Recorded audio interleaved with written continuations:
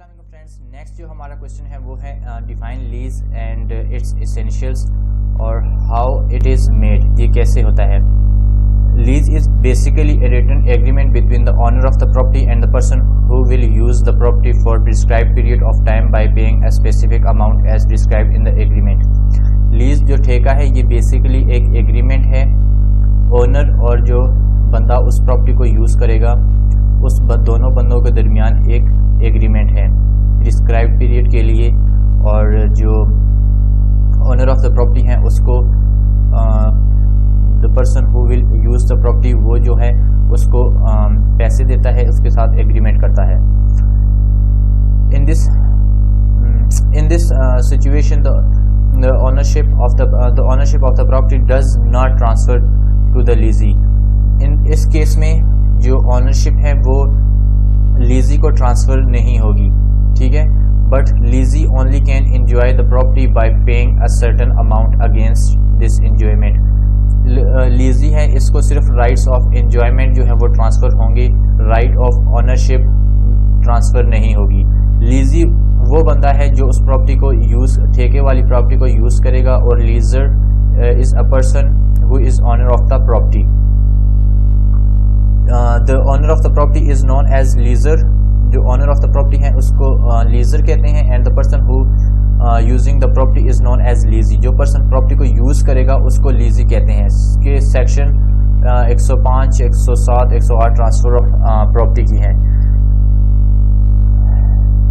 Definition of lease: lease is basically a written document between the leaser and leasee which allows lease to property transfer specified period।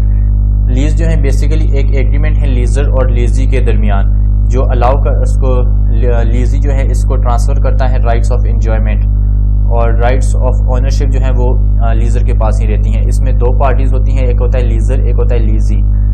Leisure is a person who is owner of the property is called lessor. Lessee is a person who holds the lease property. ये the person who using the property is called लीजी।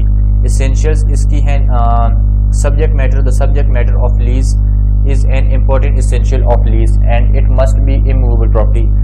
ये जो property है इसको subject matter है, इसको ज़रूरी है कि ये इमूवेबल प्रॉपर्टी हो। नेम एंड एड्रेस जो है the full name of the tenant should be mentioned in the lease agreement. जो टेनेंट है, जो लीजी है, उसका फुल नेम ज़रूर मेंशन होना चाहिए, एंड एड्रेस मेंशन होना चाहिए of the property which is being lease should be mentioned. और प्रॉपर्टी सबको नेम ऑफ द प्रॉपर्टी होना चाहिए, सब कुछ जितने पीरियड के लिए सब कुछ जो एग्रीमेंट होता है उस पर मेंशन होना चाहिए। फिर उसके बाद है ड्यूरेशन ऑफ लीज। लीज की जो ड्यूरेशन है the duration of lease should be mention in lease agreement. उसकी जो मुद्दत है वो लीज एग्रीमेंट पर ज़रूर मेंशन होनी चाहिए, वेदर एक्सप्रेस्ड और इम्प्लाइड, एक्सप्रेसली या इम्प्लाइडली तौर पर। द पीरियड ऑफ लीज में बी 1 ईयर और मोर देन 1 ईयर। ये 1 साल के लिए भी हो सकती है या फिर कुछ साल के लिए भी हो सकती हैं।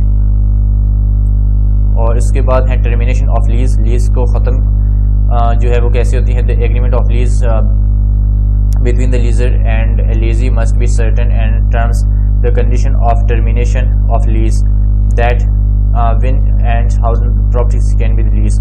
जो लीजर है इसको एग्रीमेंट के तौर पे जो होता है उस पर लिखा होता है कि ये इतने अरसे के बाद जो है इसको ये टर्मिनेट हो जाएगी। Security of deposit: the amount requires the security deposit and review terms and conditions should be mentioned. जो सिक्योरिटी ऑफ डिपॉजिट है ये भी मेंशन होनी चाहिए, कंसिडरेशन होनी चाहिए। The agreement of lease between the lessee और lessee based on the consideration के बेस पे होना चाहिए। रिपेयर एंड डैमेज: जो ये the responsibilities of the owner and the tenant should be mentioned in the lease agreement which will be defining that whether owner और tenant is responsible for the repair of damage. जो lease agreement होगा उस पर ये ज़रूर mention करना चाहिए कि इसके जो रिपेयर्स होंगे उसको कौन, जो डैमेजेस होंगे उसको कौन रिपेयर करेगा, इस लीजी करेगा, लीजर करेगा या क्या होगा, सब कुछ उस पर मेंशन करना चाहिए। Right to entry: the right of an owner to enter his property to inspect and the promises with the prior notice and tenant should be mentioned। A lease agreement tenant privacy owner can not be subject to maintenance. इसमें जो right to entry है वो उसको जो लीजी है उसको मिल जाता है। और सिग्नेचर है, सिग्नेचर जो है ये बहुत इंपॉर्टेंट एसेंशियल है इसका। Lease agreement should be signed by all the adult parties, जितनी पार्टीज हैं उसको इसको सिग्नेचर करना चाहिए। The owner will provide one copy tenant, जो टेनेंट होता है किराएदार होता है या जिसको लीजर कहते हैं, लीजी कहते हैं, उसको ज़रूर मिलना चाहिए। हाउ इट इज़ मेड, ये कैसे बनती है। A lease agreement is made movable और immovable property from year to year और ड्यूरेशन एक्सीडेड, ये जो है इस साल भी हो सकती हैं या इसकी जो ड्यूरेशन है वो फिक्स्ड कुछ ज़्यादा अरसे के लिए भी हो सकती हैं।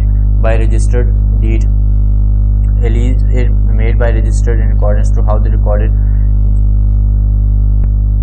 By registered deed. उसके बाद by transfer of position, transfer of position होती है। इसके बाद by execution of instrument, a lease is made by execution of instrument where both of the parties create signing it.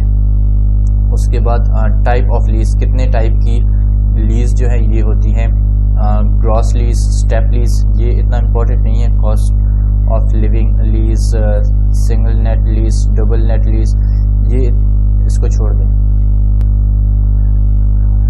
To conclude, I can say that the lease agreement, there are two parties. One of them is known as leaser, one of owner of the property, and second one is known as lessee, who is tenant receiving the property for it using by marking between them. And this title of the ownership does not transferable but remains with real owner. Lease जो है इसमें दो parties होती हैं, एक होता है leisure, एक होता है लीजी। जो लीजर होता है वो ओनर ऑफ द प्रॉपर्टी होता है, जो लीजी होता है वो टेनेंट ऑफ द प्रॉपर्टी होता है, या जो person who using the property वो होता है लीजी।